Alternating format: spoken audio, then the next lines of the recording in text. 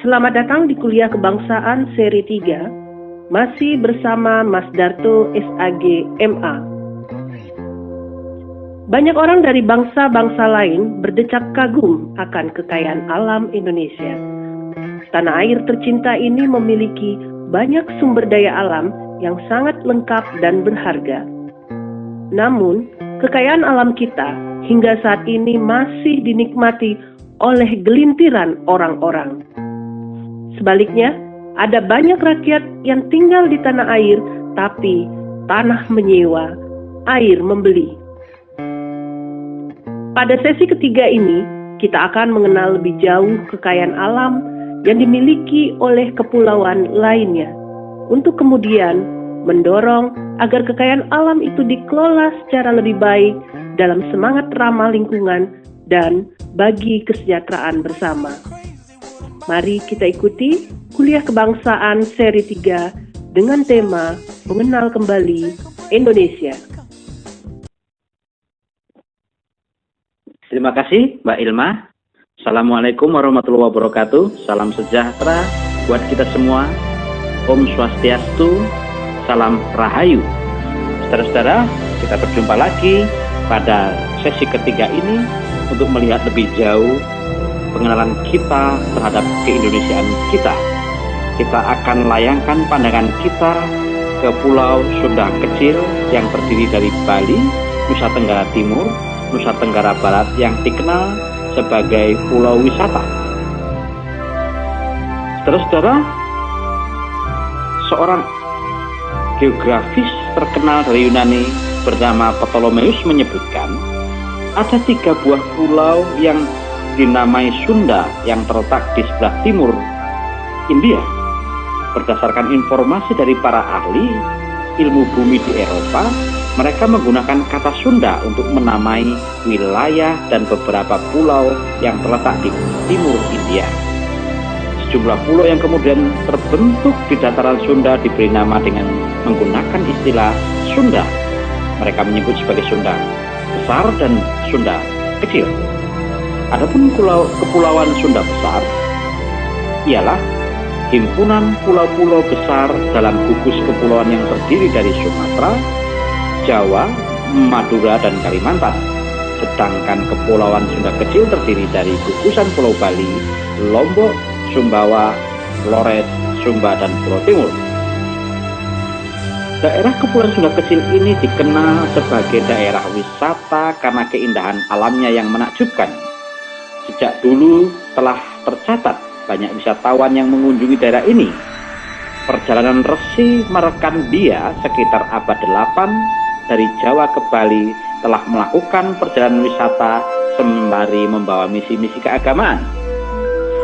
Demikian pula Empu Kuturan yang mengembangkan konsep Trisakti di Bali datang ke pulau-pulau ini sekitar abad 11 Masehi.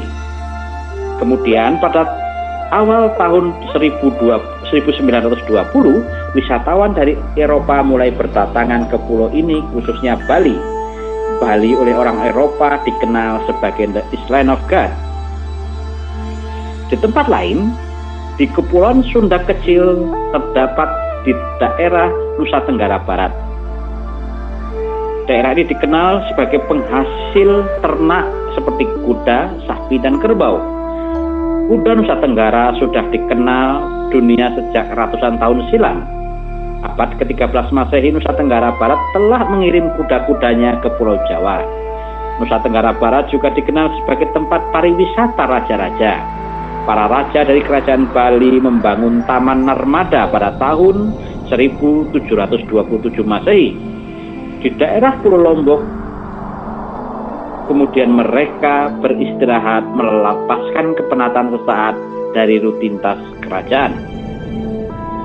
Daerah Sunda Kecil yang tidak kalah kayanya adalah Nusa Tenggara Timur.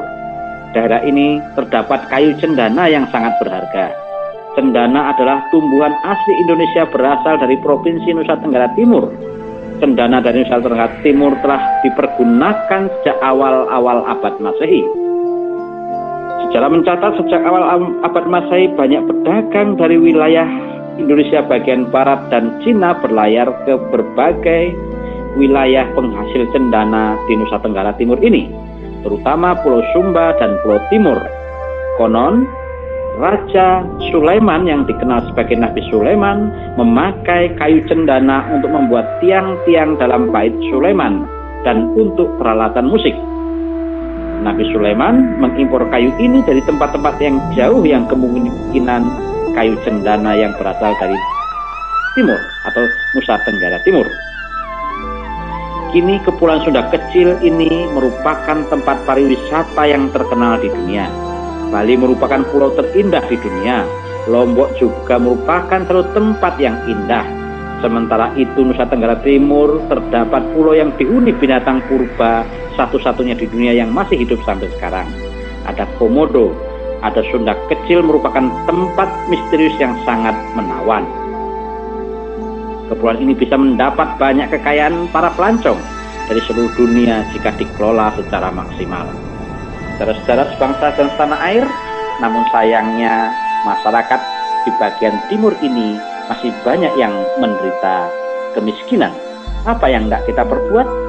Sebelumnya kita akan layangkan pandangan terlebih dahulu ke daerah Kalimantan atau yang dikenal sebagai si Pulau Borneo Lumbung Energi. Saudara-saudara, Pulau Kalimantan sebagai pulau terbesar ketiga di dunia ini dalam bahasa Sanskerta dikenal dengan Waruna Dwipa. Saya ulangi, dikenal sebagai Waruna Dwipa yang artinya Pulau Dewa Laut. Kalimantan dalam cerita Cina Taiping Guan Yuji disebut dengan istilah Cinlipi. Saya ulangi, disebut dengan istilah Cinlipisi atau Nusa Kencana. Nusa Kencana adalah sebutan Pulau Kalimantan dalam naskah Jawa kuno. Orang Melayu menyebutnya sebagai Pulau Ujung Tanah atau Pulau Jung. Borneo adalah nama yang dipakai oleh kolonial Inggris maupun Belanda. Pada zaman dahulu, pedagang asing datang ke pulau ini mencari komoditas hasil alam berupa kamfer, lilin, dan sarang burung walet. Dengan cara melakukan barter, ditukarnya dengan alat guci keramik yang bernilai tinggi dalam masyarakat Dayak. Para pendatang India maupun orang-orang Melayu memasuki muara-muara sungai untuk mencari lahan bercocok tanam dan berhasil menemukan tambang emas dan intan di pulau ini. Di Kalimantan berdiri kerajaan Kutai. Kutai Martadipura adalah kerajaan tertua bercorak Hindu di Nusantara.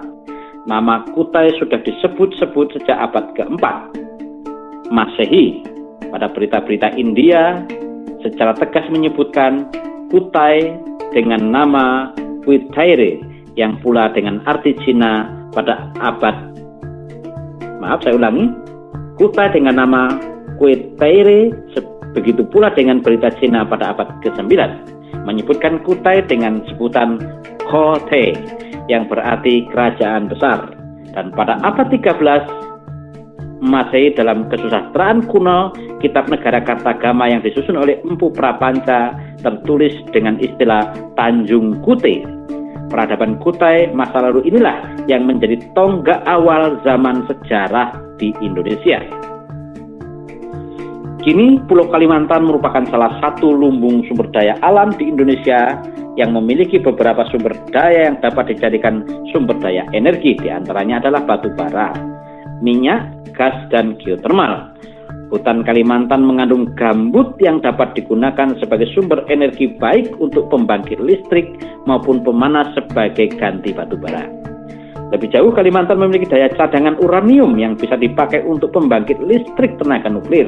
Di samping itu, Kalimantan juga memiliki potensi lain, yakni sebagai penyedia sumber energi botani yang terbarui.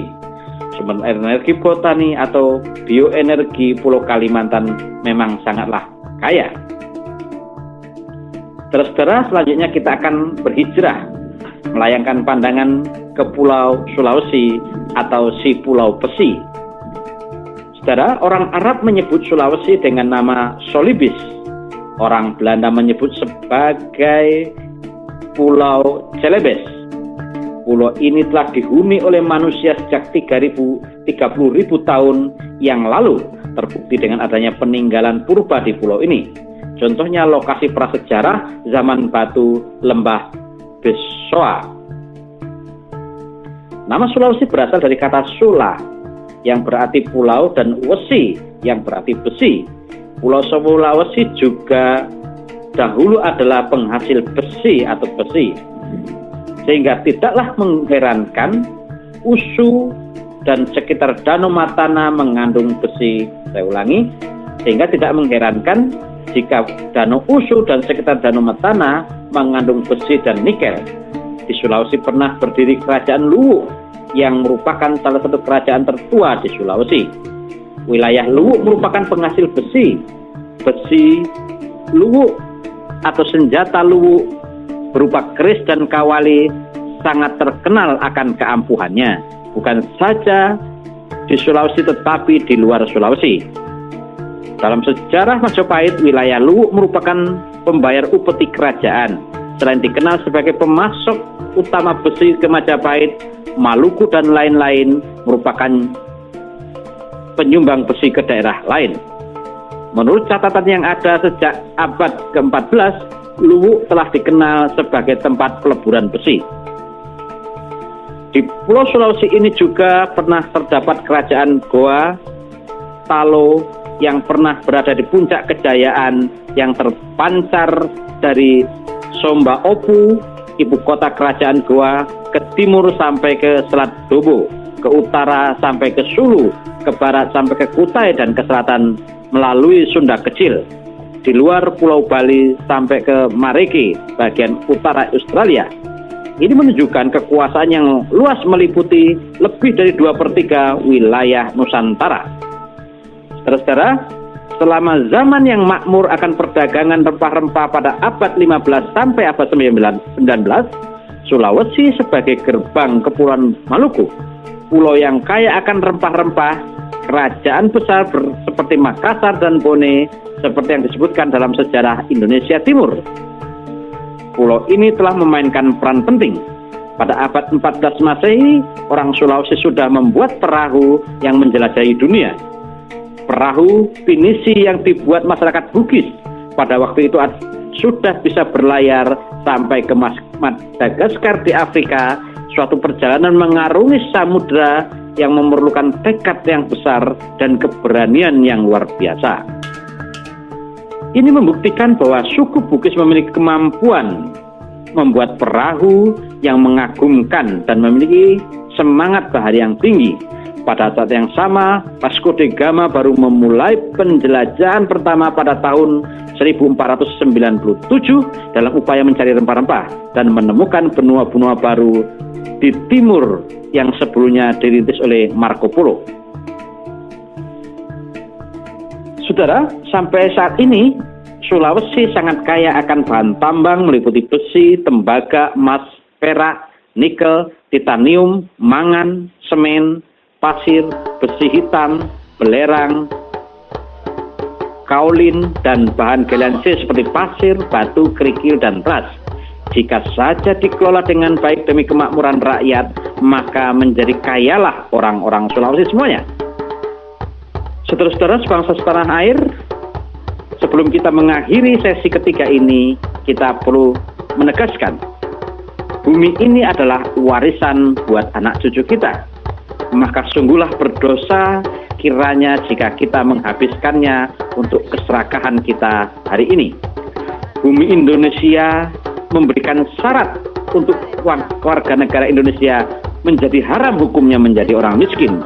Namun kekayaan alam Indonesia yang demikian melimpah ruah menjadi tidak cukup oleh beberapa gelintir orang-orang rakus yang tidak peduli kepada sesamanya. Oleh karena itu menjadi penting bagi warga negara, terutama pemimpinnya, untuk berbagi secara adil sehingga tidak lagi didengar orang-orang miskin di negeri tercinta ini. Sekali lagi, Indonesia adalah sangat mencukupi untuk menjadikan seluruh orang Indonesia kaya, tetapi akan sangat kurang bagi orang-orang yang bermental rakus dan licik.